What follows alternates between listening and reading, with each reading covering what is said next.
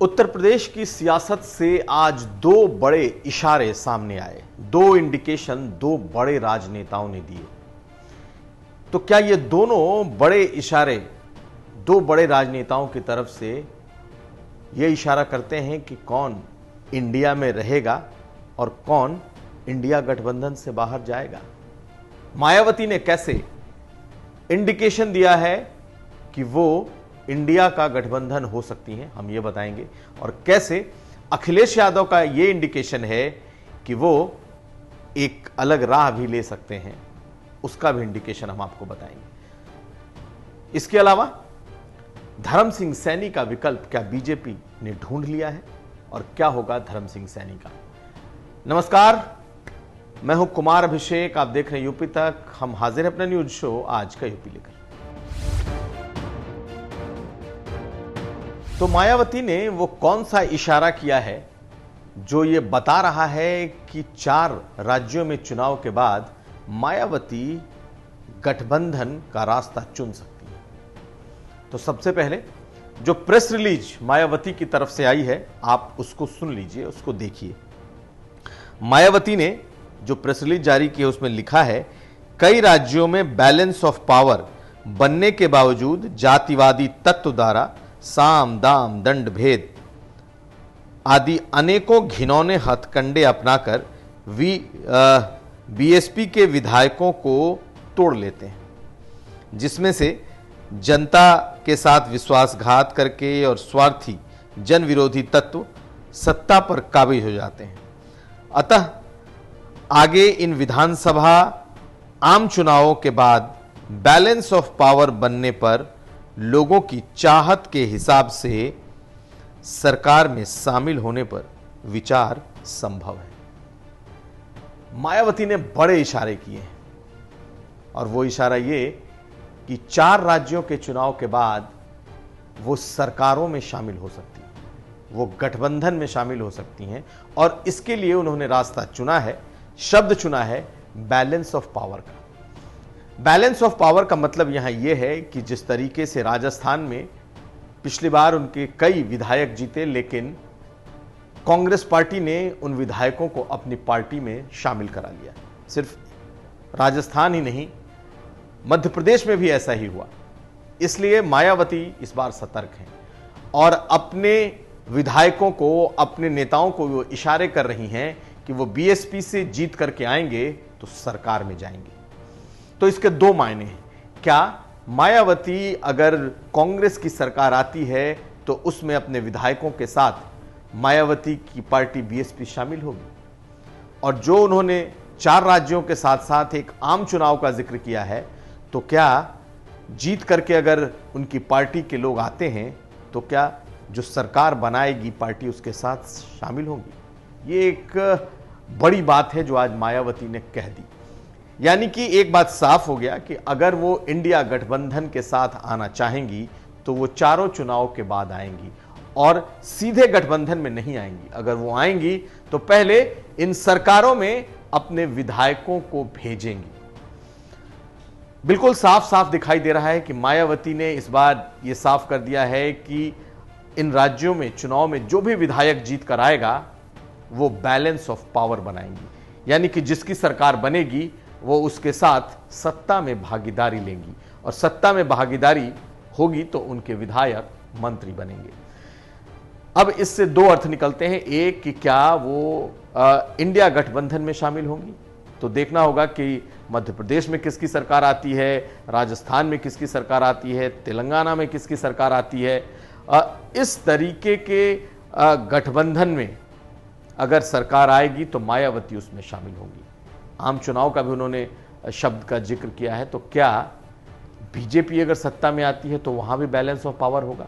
ये एक बड़ा सवाल है, इस पर कुछ भी कहना मुश्किल है। लेकिन यह बात तय है कि उनके विधायक अगर जीत करके आते हैं तो अब यूं ही खरीद फरोख्त के लिए वो नहीं रहेंगे। उन विधायकों को सत्ता में जगह मिलेगी और बीएसपी अब बैलेंस ऑफ पावर बनाएगी। तो बैलेंस ऑफ पावर को सिर्फ इस लिहाज से नहीं देखा जा सकता कि बैलेंस ऑफ पावर का मतलब यह होगा कि वो एक पाले में जाएंगी और दूसरे पाले में नहीं जाएंगी। मायावती के इस बैलेंस ऑफ पावर के बड़े व्यापक अर्थ हैं।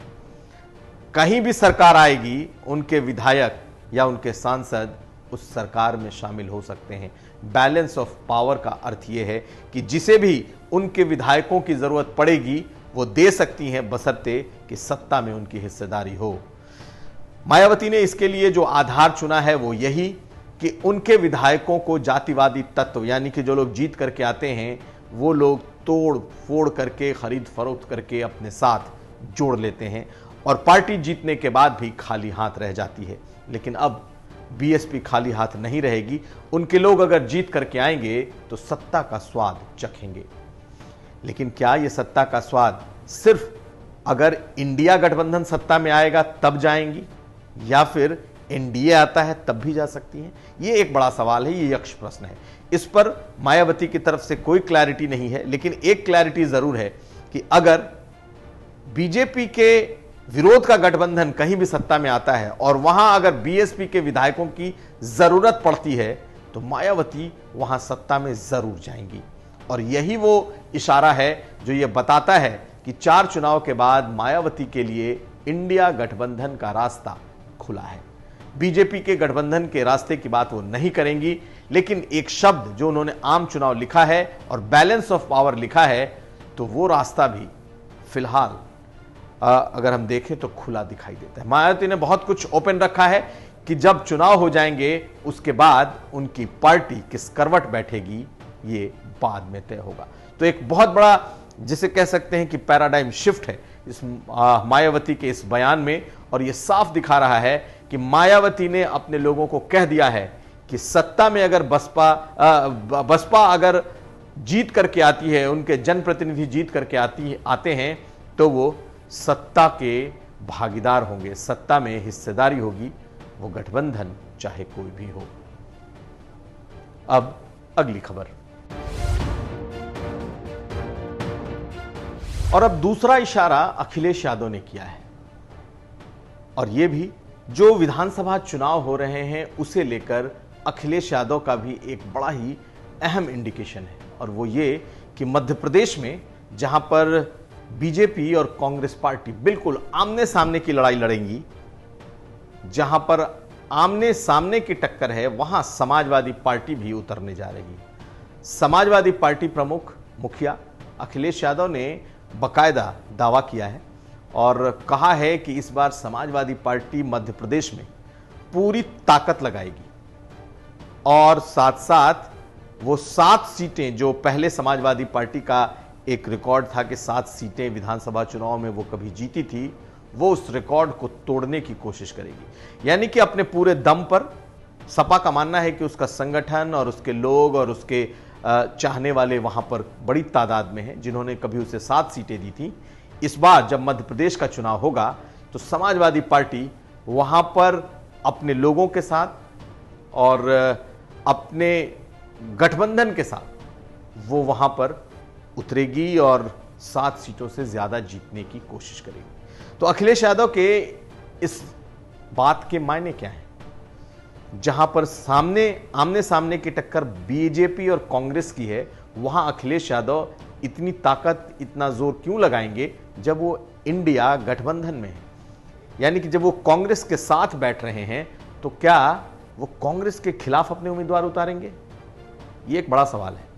आपको बताएं कि अखिलेश यादव ने जो शब्द लिखा है उसमें साफ तौर पर लिखा है कि पूरी ताकत से चुनाव में उतरेंगे, आपसी तालमेल और एकजुटता से वहां चुनाव में अपेक्षित परिणाम आ सकते हैं।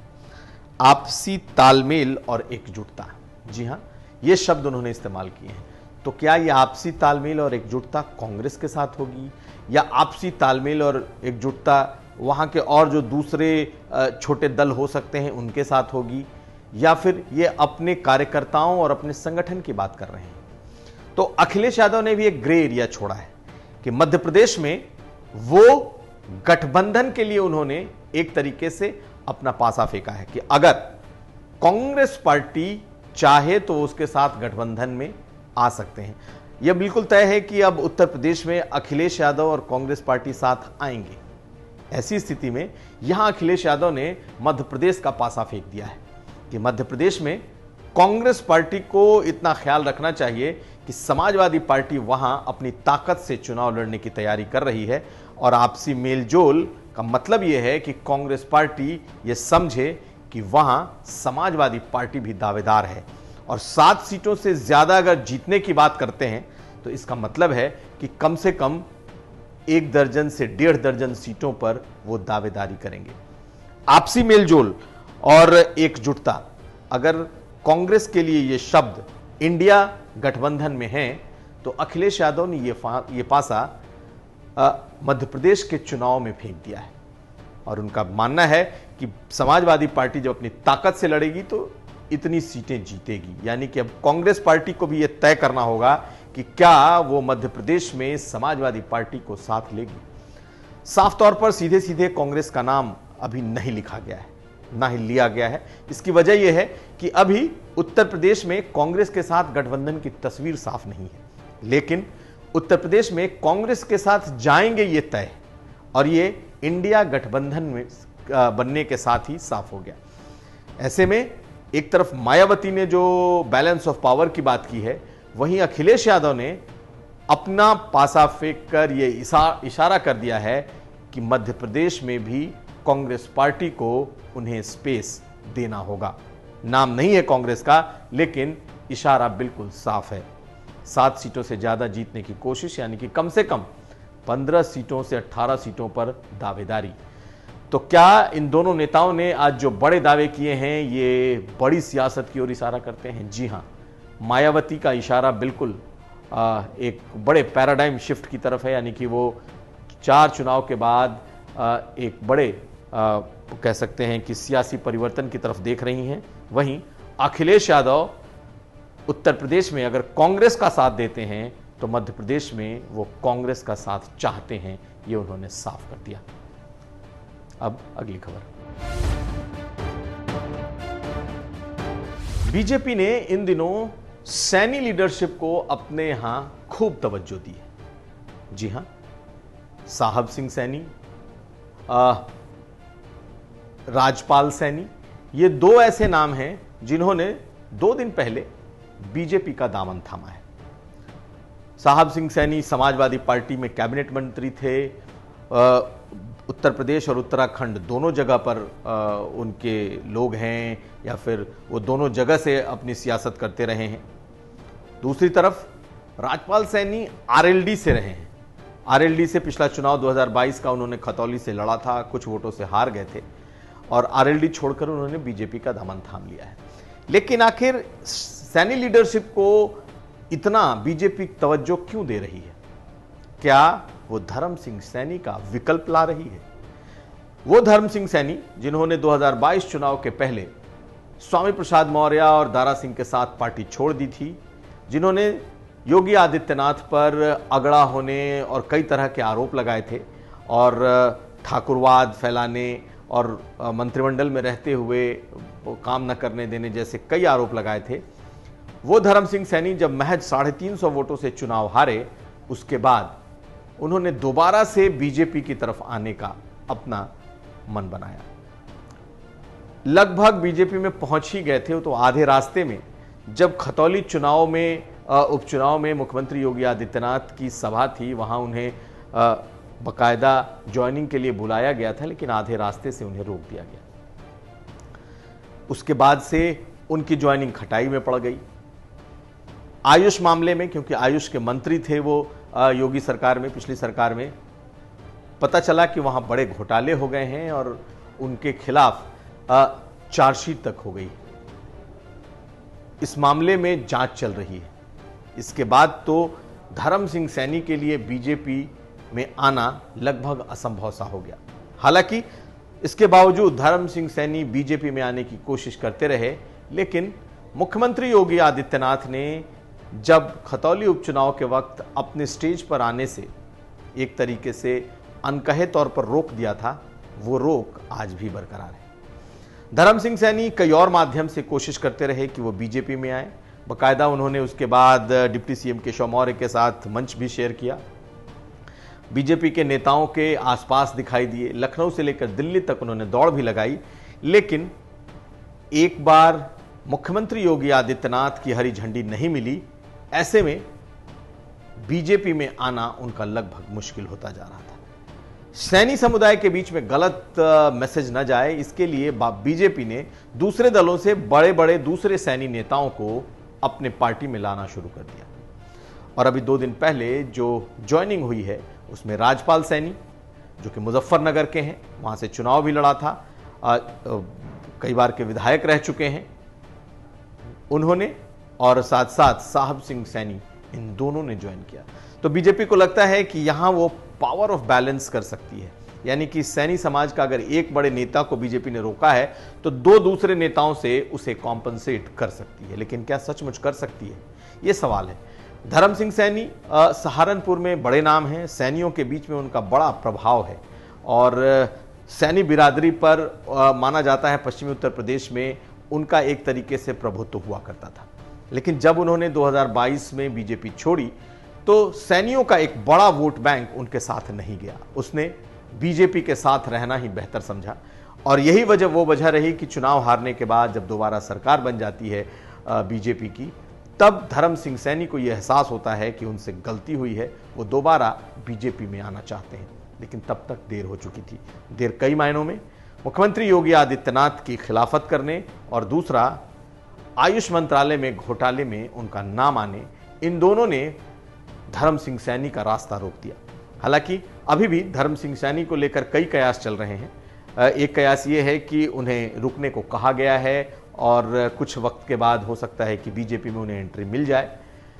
वहीं दूसरी तरफ एक कयास ये भी लग रहे हैं कि अब उनका भी बीजेपी से मोह भंग हो चुका है, क्योंकि उन्होंने बहुत दरवाजा खटखटा लिया, बहुतों के साथ मिलकर मिन्नतें कर ली, लेकिन बीजेपी अपना दरवाजा नहीं खोल रही, तो वो अब आरएलडी जा सकते हैं। तो उन्हें लेकर कई तरह की चर्चा चल रही है। लेकिन एक बात साफ है कि बीजेपी धर्म सिंह सैनी का काट या धर्म सिंह सैनी के प्रभाव को कम करने के लिए दूसरे सैनी नेताओं को, जो कैबिनेट में रहे हैं, सांसद रहे हैं, विधायक रहे हैं, ऐसे लोगों को बीजेपी ने जोड़ना शुरू कर दिया है। बीजेपी के उच्च सूत्रों की माने तो धर्म सिंह सैनी के लिए दरवाजा अभी पूरी तरीके से बंद नहीं है, बातचीत चल रही है, लेकिन एक बार जब तक सहमति नहीं बनती तब तक यह मुश्किल है। तो यह था आज का यूपी। हम फिर हाजिर होंगे, तब तक आप देखते रहिए यूपी तक।